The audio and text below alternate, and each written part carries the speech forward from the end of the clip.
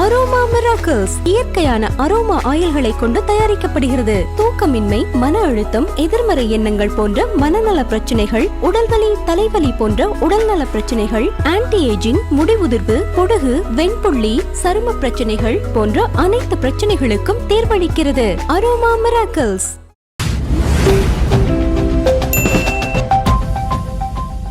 சிம்பு அவர்களோட இந்த அரசன் படத்தோட அந்த ஃபர்ஸ்ட் லுக் வந்திருக்கு. இந்த படம் எப்படி சார் வரும்? அதாவது ஒரு வட சென்னையுடைய சாயல்ல அந்த படம் இருக்கும். அதை மட்டும் நம்மளால உறுதியாக சொல்ல முடியும். அதுக்கப்புறம் வெற்றிமாறனுடைய மேக்கிங் ஸ்டைல் அப்படிங்கிறது நம்ம எல்லாருக்குமே தெரியும். என்னன்னா, என்னதான் ஒரு மசாலா படத்துக்கான அம்சங்கள் அந்த படத்துல இருந்தாலும் ஒரு வெறும் மசாலா படமா மட்டுமே அது இருக்காது. அதை பார்த்தீங்கன்னா கொஞ்சம் ஒரு யதார்த்தமான பாணியில தான் அவருடைய படங்கள் இருக்கு. கிட்டத்தட்ட இந்த படமும் அப்படிதான் இருக்கும்னு நினைக்கிறேன். பட் அதே நேரம் வட சென்னை பின்னணி, அதெல்லாம் அந்த ரவுடிகளுடைய வாழ்க்கையை பிரதிபலிக்கிற கதைங்கிறதுனால வன்முறை கொஞ்சம் கூடுதலாக இருப்பதற்கு வாய்ப்பு இருக்கு. இன்னொன்று, வெற்றிமாறன் போன்ற இயக்குநர்கள் எல்லாம் இந்த மாதிரியான கதையை நோக்கி நகர்வதற்கு அங்க இருக்கிற மக்களுடைய வாழ்வியல நம்ம சொல்லணும் அப்படிங்கிறது ஒரு என்ன சொல்றது, ஒரு நோக்கமாக தெரிந்தாலும் உண்மையான நோக்கம் என்ன அப்படின்னா, இது போன்ற கதைகள்ல பாத்தீங்க அப்படின்னா கொஞ்சம் ஒரு கமர்ஷியலைஸ் பண்றதுக்கான வாய்ப்புகள் அதிகம் இருக்குங்கிறது ஒரு முக்கியமான காரணம். கிட்டத்தட்ட அந்த டைப்பான படமா தான் இருக்கும். வட சென்னையிலேயே ஆல்ரெடி அங்க இருக்க மக்களை பாதிப்புக்குள்ளாகப்பட்ட ஒரு படமா தான் அங்க இருக்க மக்கள் இதை பார்த்துட்டு இருக்காங்க. இப்ப இந்த அரசன் படம் வரும்போது இன்னும் அந்த மக்களோட எதிர்ப்பை சம்பாதிக்கிற மாதிரி தான் வெற்றிமாறன் இருப்பாரு.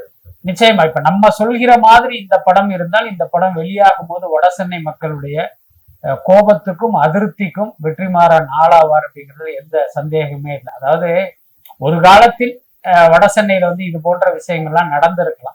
என்ன காரணம் அப்படின்னா, இப்ப சென்னையை பொறுத்த வரைக்கும் தென் சென்னை மத்திய சென்னையோட ஒப்பிடும் போது பாத்தீங்கன்னா வட சென்னை கொஞ்சம் பின்தங்கிய பகுதியா தான் இருந்தது. இன்னொன்னு, ஆட்சியாளர்களுக்கே பாத்தீங்கன்னா ஒரு பாரபட்சம் இருந்ததை நம்ம பார்க்கலாம். இப்ப உதாரணத்துக்கு தென் சென்னையினுடைய வளர்ச்சியையும் வட சென்னையுடைய வளர்ச்சியும் பாத்தீங்க அப்படின்னா அங்க ரொம்ப ரொம்ப ஒரு குறைவான வளர்ச்சி தான் இருக்கும். என்ன காரணம்னா, இவங்களே அதை ஒரு மாற்றாந்தாய் மனப்பான்மையில அந்த ஏரியா டீல் பண்ணாங்க. ஸோ அப்படி இருக்கும்போது அதனால அந்த மக்களுக்கு ஒரு பாதிப்பு, அவர்களுடைய வாழ்க்கையே பாத்தீங்கன்னா தென் சென்னை மக்களோடு ஒப்பிடும்போது பாத்தீங்கன்னா ஒரு படி கீழே இருக்கும். இதெல்லாம் ஒரு காலத்துல இருந்தது. ஆனா இன்னைக்கு அந்த பகுதியில பாத்தீங்கன்னா, இப்ப நீங்க பேப்பரை, தொலைக்காட்சி எல்லாம் பார்க்கும்போதே உங்களுக்கு தெரிஞ்சிருக்கும், பல கட்டுமான நிறுவனங்கள் வட சென்னையிலேயே பாத்தீங்கன்னா பல ஹைரைஸ் பில்டிங் எல்லாம் கட்டுறதை நம்ம பாக்குறோம். அந்த அளவுக்கு அங்கு உள்ள மக்களுடைய வாழ்க்கை நிலையே மாறிடுச்சு.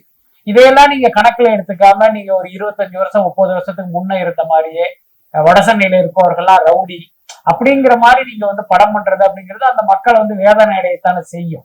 அந்த போக்கை இவங்க மாத்திக்கணும். முக்கியமாக வெற்றிமாறன் போன்ற அந்த சமூக பொறுப்பு முக்கிய கலைஞர்கள் இந்த காரியத்தை செய்யக்கூடாது. இப்ப தனுஷ் அவர்களோட இந்த படத்துக்கு அசுரன் சொல்லி பேர் வச்சிருந்தாங்க. இப்ப சிம்பு அவரோட இந்த படத்துக்கு அரசன் சொல்லி வச்சிருக்காங்க. ஏற்கனவே சிம்பு சார் ஈஸ்வரன் படத்துல ஒரு டைலாக் சொல்லியிருப்பாரு, நீ அழிக்க வந்த அசுரனா நான் காக்க வந்த ஈஸ்வரன் சொல்லிட்டு. இப்ப அந்த சண்டை இன்னும் அந்த நெருப்புல இன்னும் தூண்டுற மாதிரி இருக்கு சார். இப்படியெல்லாம் நம்ம எடுத்துக்க வேண்டியது. ஆனா பாத்தீங்கன்னா ரசிக மனோபாவம், ரசிகர்களுடைய பார்வை அப்படிங்கிறது இப்படிதான் இருக்கும். ஆனா வெற்றிமாறன் இதுக்கு அரசன்னு பேர் வச்சதற்கு அது காரணமா இருக்காது. இந்த 2 ரசிகர்களையும் சண்டை மூட்டி விடணும், அல்லது தனுஷுக்கும் சிம்புவுக்கும் பாத்தீங்கன்னா ஒரு விரோதத்தை அதிகப்படுத்தணும் அப்படிங்கிறது நிச்சயமா நோக்கமா இருக்காது. எல்லாத்துக்கும் மேல அரசன் படம் இன்னைக்கு உருவாகி அது ஒரு மிகப்பெரிய வெற்றி படம் ஆகுது அப்படின்னா அதற்கு தனுஷுடைய ஒத்துழைப்பு ரொம்ப ரொம்ப முக்கியமான காரணம். ஒரு கற்பனையா சொல்றேன்னா, இப்ப தனுஷ் இந்த கதையை எடுக்கிறதுக்கு நான் அனுமதி கொடுக்க மாட்டேன். ஒரு தயாரிப்பாளரா வட சென்னையுடைய பிரான்சைஸ வேறொரு ஹீரோ வச்சு எடுக்கிறதுக்கு நான் அனுமதி தரமாட்டேன் அப்படின்னா இந்த படத்தையே வெற்றிமாறனால எடுக்க முடியாது. அதுதான் உண்மை. ஆனா தனுஷை பொறுத்த வரைக்கும் ரொம்ப ஜெனியூனா வெற்றிமாறன் என்ன கேட்டாலும் கையெழுத்து போட்டு கொடுத்துருங்கன்னா அவருடைய மேனேஜர் ஸ்ரேயாஸ்க்கு சொல்லியிருக்காரு. ஸ்ரேயாஸ் தான் உண்டர்பாருடைய சைனிங் அத்தாரிட்டி. அதனால அவரை பொறுத்த வரைக்கும் வெற்றிமாறன் ஒரு மரியாதைக்குரியவர், அவருடைய நண்பர். என்ன, அவர் ரொம்ப ரொம்ப மதிக்கிற நபர்கள் வெற்றிமாறன் ரொம்ப ரொம்ப முக்கியமானவர். அதனால இவர் நம்மளுடைய தொழில் எதிரி சிம்பு வச்சு படம் பண்றாரு, அவருக்கு நம்மளுடைய பிரான்சைஸை கொடுக்கறதா என்ன அப்படிலாம் அவர் யோசிக்கவே இல்லை. வெற்றிமாறன் கேட்டாரா, ஓகே டன், நீங்க கொடுத்துருங்க அப்படின்ட்டாரு. சோ அப்படிப்பட்ட தனுஷுடைய மனசு நிச்சயமா வெற்றிமாறனுக்கு தெரியும். அப்படி இருக்கும்போது அவரை வேதனைப்படுத்துற மாதிரி அல்லது அவரை ட்ரிகர் பண்ற மாதிரியான ஒரு விஷயத்த கண்டிப்பா பண்ண மாட்டாரு. என்னை பொறுத்த வரைக்கும் இந்த கதைக்கு இந்த அரசன்கிற தலைப்பு வந்து பொருத்தமா இருந்திருக்குன்னு நினைக்கிறேன். எல்லாத்துக்கும் மேல என்னுடைய யூகமா சொல்றேன், அதுல வந்து அவருடைய கதாபாத்திரத்தின் பெயர் கூட அப்படி இருப்பதற்கு வாய்ப்பு இருக்கு. அதனால அந்த டைட்டில் வச்சிருக்காரு. எல்லாத்துக்கும் மேல அந்த அசுரன் அரசன் அப்படிங்கிற அந்த சென்டிமெண்ட்டும் இதுல ஒர்க் ஆகுறதுக்கு வாய்ப்பு இருக்கு. என்னன்னா அசுரன் ஒரு டைட்டில் வச்சா அது இதே தானு தான் தயாரிப்பாளர், அது ஒரு பெரிய அளவுல வெற்றி அடைஞ்சது. கிட்டத்தட்ட அதே சாயல்ல ஒரு டைட்டில் வச்சோம்னா இதுக்கும் அந்த சென்டிமெண்ட் ஒர்க் ஆகும்னு கூட அவங்க நினைச்சிருக்கலாம். அசுரன் தான் வெற்றிமாறன் சார் எடுத்த படங்களை வந்து ஏக்தம்னு முடிச்ச ஒரு படமா மாறிச்சு. அதுக்கேற்ற மாதிரிதான் அந்த சென்டிமெண்ட்டை ஃபாலோ பண்ணி தான் இதுக்கும் அரசன் வச்சிருக்காங்க. இது வந்து சமூக வலைதளங்கள்ல இந்த டீகோட் பண்ண ஆரம்பிச்சிட்டாங்க. அதே மாதிரி இந்த வட சென்னைக்கு வந்து மஞ்சள் கலர்ல வந்து ஃபாண்ட் வந்து யூஸ் பண்ணிப்பாங்க. மஞ்சள் கலர்னா ஒரு சில வன்முறைகள் இருக்கும், சில ஆபாச வார்த்தைகள் இருக்கும் அப்படின்னு. இது வந்து இப்ப அரசனுக்கு வந்து ரெட் கலர்ல இருக்கிறதுனால இன்னும் அது வீரியம் வந்து அதிகமா இருக்கும் அப்படின்ற மாதிரி அந்த டீகோட் வந்து பண்ண ஆரம்பிச்சிருக்காங்களே. ரொம்ப காமெடியா தான் இருக்கு. ஒரு டைட்டில் டிசைனை வச்சு ஒரு போஸ்டரை வச்சு டீகோடிங் பண்றது அப்படிங்கிறதுலாம் ஒரு மாதிரி நமக்கே வந்து ஒரு ஆச்சரியமா தான் இருக்கு. பட் அதே நேரம் ஒரு படத்தினுடைய போஸ்டர், அந்த ஃபாண்ட், அந்த கலர், இது எல்லாமே பாத்தீங்கன்னா அந்த படத்தினுடைய மூடை வைத்துதான் டிசைன் பண்ணுவாங்க. அதுல எந்த மாற்றமே இல்லை. ஸோ அது குறித்தெல்லாம் ரசிகர்கள் பேசுவது வந்து ஒரு வகையில வந்து ஒரு ஆரோக்கியமான விஷயமா தான் பாக்குறேன். வெறுமனே அந்த நடிகனுடைய போட்டோவை மட்டும் பார்த்துட்டு அவர் மீசையை முறுக்கி விட்டுருக்காரு, தாடி வச்சிருக்காரு, மச்சம் வச்சிருக்காருலாம் இல்லாம, சோ இதை வச்சே நீங்கள் கதையை யூகிப்பது, கதைக்குள்ள இந்த அம்சங்கள்லாம் இருக்கும் இருக்காது அப்படின்னு பேசுறது அது ஒரு வகையான ஒரு நல்ல விஷயமா தான் பாக்குறேன். பட் அதே நேரம் இவர்கள் யூகிக்கிற மாதிரி அந்த படத்தில் இருப்பதற்கும் வாய்ப்பு இருக்கு.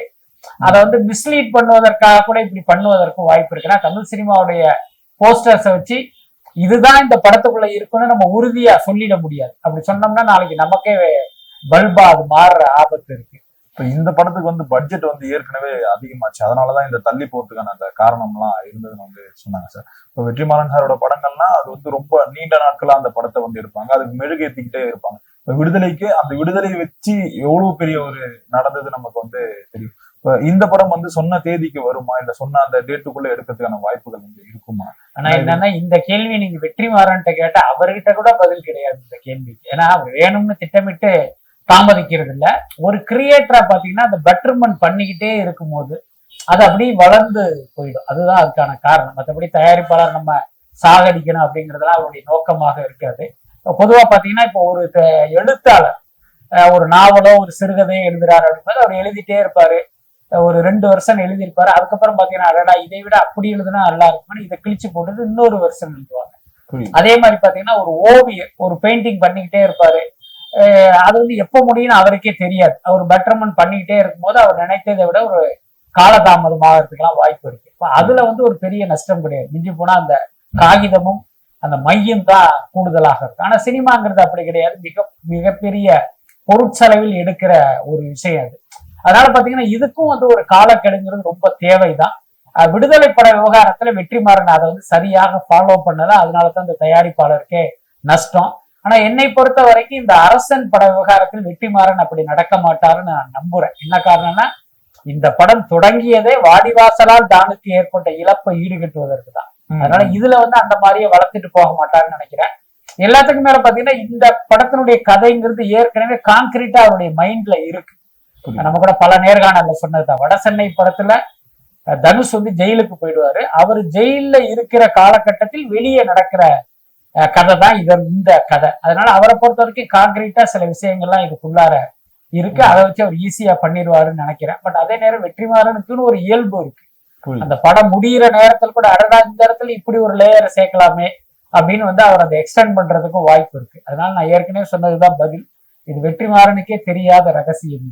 இப்ப இன்னைக்கு தேதியில வந்து சிம்பு சாருக்கு வந்து ஒரு மிகப்பெரிய ஒரு வெற்றி படம் வந்து தேவைப்படுது. ஏன்னா இந்த படம் வெற்றி அடைஞ்சாலும் அதுக்கு அடுத்த படங்கள் வந்து பட்ஜெட் வந்து அதிகமாகும். ஸோ இதனாலதான் சிம்பு சார் வந்து வெற்றிமாறன் சாரோட படத்துல வந்து நடிக்க வந்திருக்கு. ஏன்னா மணிரத்னம் சார் கூட அந்த படம் வந்து நடிக்கிறதா இருந்து அதெல்லாம் தள்ளி வச்சுட்டு வெற்றிமாறனுக்கு முக்கியத்துவம் கொடுக்கறதுக்கு காரணம் வந்து இந்த வெற்றி தேவைக்காக தான் சொல்றாங்க. அதான் உண்மையை சொல்ல போனா சிம்புவுக்கு வந்து இப்ப உடனடி தேவை என்ன அப்படின்னா அந்த 150-200 கோடி பட்ஜெட்டில் துவங்குவதாக இருந்த அவருடைய 50வது படம் டிராப் ஆனதுதான். இப்ப அந்த வெற்றிமாறன் படம் 49வது படம், அஸ்வத் மாரிமுத்து படம் 51வது படம். அப்ப நீங்க 50வது படத்தை முடிச்சுட்டுதான் 51க்கே போக முடியும். ஆனா என்ன நிலவரம் அப்படின்னா இப்ப இவருக்கு இருக்கிற மார்க்கெட் வேல்யூக்கு அதோட அர்த்தம் என்னன்னா இவர் நடிச்சு எந்த படமும் சரியா போகல.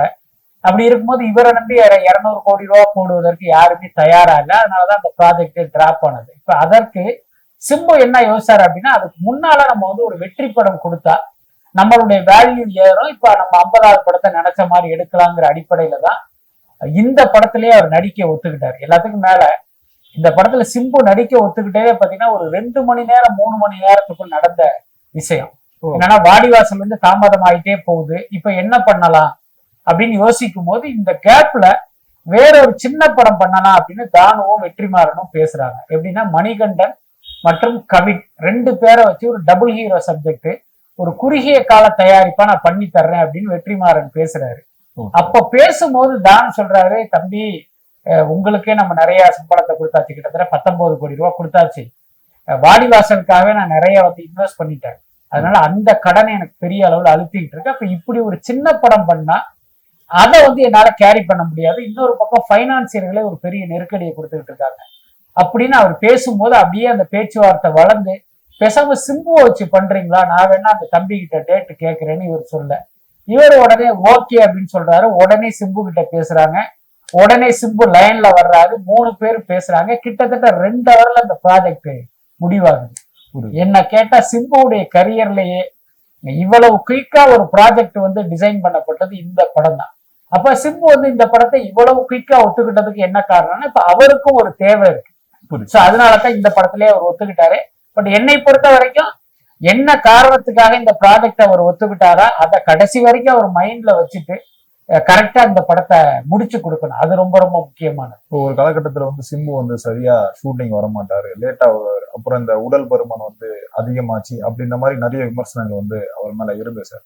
ஒரு கட்டத்துக்கு மேல அவரே கம்பேக் கொடுத்துட்டு இந்த உடல் பருமன் எல்லாம் குடிச்சிட்டு குறைச்சிட்டு அதுக்கப்புறம் இந்த ஷூட்டிங் எல்லாம் சீக்கிரமா அவரதெல்லாம் பண்ணிட்டு இருந்தார். அப்படி இருந்தும் அவருக்கு ஒரு வெற்றி படம் வந்து அமையறதுக்கு காரணமா என்ன சார் இருக்கு? ஏன்னா இப்போ அவருடைய சக போட்டியாளர் வந்து தனுஷ் வந்து நிறைய படங்கள் வந்து தொடர்ந்து நடிச்சாரு. இப்ப சிம்பு கம்பேக் கொடுத்து ஒரு 5 படங்கள் தான் நடிச்சிருக்காரு.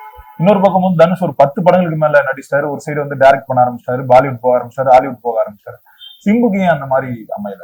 அதாவது ரொம்ப வெளிப்படையா சொல்லணும் அப்படின்னா இன்றைய சினிமாவுல, தமிழ் சினிமாவுல சின்சியாரிட்டியும் உழைப்பும் தனுஷ் அளவுக்கு எந்த எஃபர்ட்டும் தனுஷ் அளவுக்கு எந்த ஹீரோக்களும் போடுறதே இல்லை. நீங்க பாத்தீங்கன்னா ஒரு படத்துக்கு இன்னொரு படத்துக்கும் பாத்தீங்கன்னா ஒரு நாள் கூட ஓய்வு எடுக்காம எல்லாம் இவர் பண்ணியிருக்காரு. அதெல்லாம் நான் கேள்விப்பட்டிருக்கேன். இந்த சமீபத்துல பாத்தீங்கன்னா ஒரு படத்தை முடிக்கிறாரு, முடிச்சுட்டு அடுத்த நாளே கிளம்பி பாத்தீங்கன்னா பாம்பேக்கு போய் அந்த ஹிந்தி படத்தை ஸ்டார்ட் பண்றாரு. இப்ப விஜய் போன்ற நடிகர்கள்லாம் என்ன பண்ணுவாங்கன்னா ஒரு படத்துக்கு இன்னொரு படத்துக்கு குறைந்தபட்சம் ஒரு மாசமாவது ஒரு ரெஸ்ட் எடுப்பாங்க. ஆனா தனுஷ் வந்து ஒரு நாள் கூட ரெஸ்ட் எடுக்காம இன்னொரு படத்துக்கு போறதெல்லாம் நம்ம கேள்விப்படுறோம். சோ அந்த அளவுக்கு பாத்தீங்கன்னா அவருடைய வேகமும் உழைப்பும் தான் நீங்க சொல்ற மாதிரி இத்தனை படங்கள் வெளிவருவதற்கு காரணம். அப்படியே இந்த பக்கம் வந்தீங்கன்னா சிம்பு பக்கம், சிம்பு வந்து மிகச்சிறந்த நடிகர், மிக திறமையானவர். உங்களுக்கு தெரியும், சின்ன வயசுல இருந்தே அவருடைய நடிப்பை நிரூபித்த ஒரு கலைஞர். ஆனா என்ன சிம்பு கிட்ட ஒரு சிக்கல் அப்படின்னா, நாம பல படங்கள் நடிச்சு அந்த படம் வெற்றி அடைந்து அந்த வெற்றியை வச்சு நம்ம சம்பளத்தை ஏத்தணும் அப்படின்னு நினைக்காம தன்னுடைய போட்டியாளர்களுடைய சம்பளத்தை எல்லாம் கணக்குல வச்சு இவர் சம்பளத்தை ஏத்துறாரு. ஆனா இந்த கேப்ல ஒரு படம் கூட இவர் நடிச்சிருக்கவே மாட்டாரு. இப்ப பாத்தீங்கன்னா இப்ப ஒரு படத்துக்கு வந்து ஒரு சம்பளம் பேசுவாரு, இத்தனை கோடி அப்படின்னு சொல்லுவாரு. அந்த கோடிக்கு அந்த தயாரிப்பாளர் ஒத்துக்கிட்டு அப்படியே அந்த ப்ராசஸ் எல்லாம் நடக்கும்போது திடீர்னு பாத்தீங்கன்னா ஒரு சிவகார்த்திகேயனோ தனுஷோ நடித்த ஒரு படம் ரிலீஸ் ஆகி வெற்றி அடைந்து அவங்க சம்பளம் ஏறிடும். உடனே இவர் என்ன பண்ணுவாரு, ஏன் சம்பளத்தையும் அவ்வளவு கொடுங்கன்னு கேட்பாரு. அப்ப இந்த ப்ராஜெக்ட் அப்படி டிலே ஆகும்.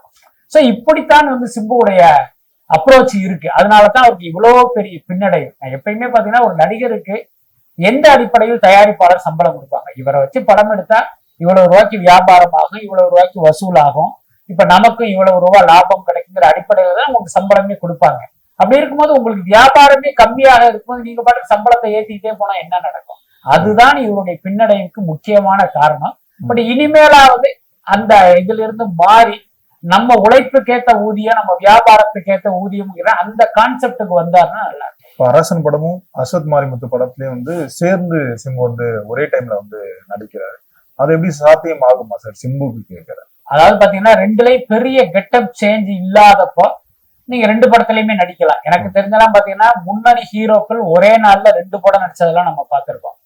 2 மணி வரைக்கும் ஒரு படத்தில் நடிப்பாங்க, 2 மணிக்கு மேல இன்னொரு படத்தில் நடிப்பாங்க. என்னன்னா பெரிய கெட்டப் சேஞ்ச் இருக்காது. இங்க ஒரு கலர் சட்டைன்னா அங்க இன்னொரு சட்டைங்கிற மாதிரி நடிச்சுட்டு போயிடுவாங்க. ஆனா ஒருவேளை கெட்டப் சேஞ்ச் இருக்கு, இதுல தாடி இல்லை, இதுல மீசை உண்டு, இதுல மீசை இல்லை அப்படின்னா அந்த மாதிரி உங்களால பண்ண முடியாது.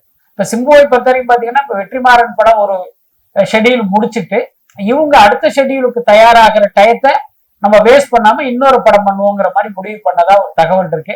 பட் அது எந்த அளவுக்கு நடைமுறையில் சாத்தியப்பட போகுது அப்படின்னு தெரியல. நான் ஏற்கனவே சொன்ன மாதிரி இப்ப தனுஷா இருந்தா இதெல்லாம் வந்து அவருக்கு மைண்ட்லயே இருக்காது. ஓகே இந்த முடிஞ்சிருச்சா அடுத்த நாளே அந்த படத்துக்கு போகணும்னு போயிடுவாரு. பட் சிம்பு வந்து அந்த மாதிரி பழக்கப்படலை. அதனால இவர் எப்படி அதை ஹேண்டில் பண்ண போறாரு அப்படிங்கிறது தெரியல. இந்த அஸ்வத் மாரிமுத்து படத்துல வந்து சமந்தா வந்து ஹீரோயினா நடிக்கிறதா ஒரு செய்தி வந்து பரவலா வந்துட்டு இருக்கு சார், அது உண்மையா? அஸ்வத் மாரிமுத்து படத்துல இல்ல, வெற்றிமாறன் படம், அதாவது அந்த அரசன் படத்துல சமந்தாவை நடிக்க வைக்கிற மாதிரி ஒரு பேச்சுவார்த்தை நடக்குது. பட் அதே நேரம் வெற்றிமாறனை பொறுத்த வரைக்கும் சிம்பு தரப்பிலும் தானு தரப்பிலுமே சமந்தாவை சஜஸ்ட் பண்றதா கேள்விப்பட்டேன். ஆனா வெற்றிமாறனுக்கு மட்டும் ஒரு சின்ன தயக்கம். ஏன்னா இப்ப என்னோட ஹீரோயின் அப்படின்னா கொஞ்சம் மேக்கப்லாம் கொஞ்சம் கம்மியா இருக்கும், ஒரு மாதிரியான ஒரு யதார்த்தமான ஒரு லுக்ல தான் நான் நடிக்க வைப்பேன். பட் அதுக்கு சமந்தா செட் ஆகுவாங்களா, அவங்க அதுக்கு ஒத்துக்குவாங்களாங்கிற மாதிரி இவருக்கு ஒரு டவுட் இருக்கு. அதனால இவர் என்ன பிளான் பண்ணிருக்காரு, 18ஆம் தேதி நம்ம ஒரு ஆக்ஷன் பிளாக் வந்து அப்படி எடுக்க ஆரம்பிச்சிருவோம். இந்த கேப்ல நீங்க வந்து சமந்தா கிட்ட பேசுங்க, அவங்க ஓகே அப்படின்னா நம்ம அவங்களை நேரேட் பண்ணுவோம். அதுக்கப்புறம் அவங்க கமிட் ஆனாங்கன்னா அதுக்கப்புறம் அவங்களுடைய காம்பினேஷன் எடுத்துக்கலாங்கிற மாதிரி அவர் இருக்காரு. பட் சமந்தாவுடைய பதில வச்சுதான் அவங்க இந்த ப்ராஜெக்ட்ல வர்றாங்களா இல்லையாங்கிறது தெரியும். ஒருவேளை வெற்றி படத்துல இந்த கண்டிஷனுக்கு சமந்தா ஒத்துக்கல அப்படின்னா இப்ப சிம்புவுக்கு சமந்தாவோட சேர்ந்து நடிக்கணும்னு வந்து ஒரு எண்ணம் இருந்தா அதை அப்படியே அஸ்வத் படத்துக்கு அவர் நகர்த்துவாருன்னு நினைக்கிறேன். இப்ப அந்த ரங்கஸ்தலம் படத்துல எல்லாம் வந்து சமந்தா இந்த மாதிரி நடிச்சிருக்காங்க இப்ப ரூரல் சைட்ல. அப்படி இருக்கும்போது இந்த வெற்றிமாறன் சார் படத்துக்கும் அது கரெக்டா இருக்கும் தான் நான் நினைக்கிறேன். அதாவது பாத்தீங்கன்னா அது வந்து ஒரு வகையில அது கரெக்ட் தான். பட் அதே சமந்தாவுடைய பாயிண்ட் ஆஃப் வியூ நீங்க யோசிச்சு பாருங்க, அது வெறுமனே மேக்கப் சார்ந்த விஷயம் மட்டுமாக இருந்தா இப்ப அவங்களுக்கு அது ஒரு பெரிய பிரச்சனையா இருக்காது. ஏன்னா பொதுவாகவே நடிகைங்களுக்கு மேக்கப் போடுறதுதான் பெரிய தலைவலி. நல்ல வேளை இந்த படத்துல மேக்கப் போடாம விட்டாங்கன்னு சந்தோஷமாக நடிப்பதற்கும் வாய்ப்பு இருக்கு. எல்லாத்துக்கும் மேல அவங்க கொஞ்சம் ஒரு ஃபேரா இருக்கிறதுனால அது அவங்களுக்கே வந்து ஒரு பெரிய சிக்கலை எல்லாம் ஏற்படுத்தாது.